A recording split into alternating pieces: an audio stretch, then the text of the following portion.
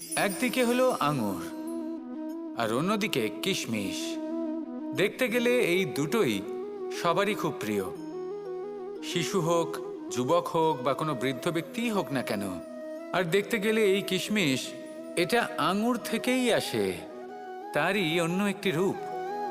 কিন্তু কখনো হাটে যান আর গিয়ে জিজ্ঞেস করুন যে এই কিশমিশ আর আঙুর এই দুইয়ের মধ্যে অধিক মূল্য কার।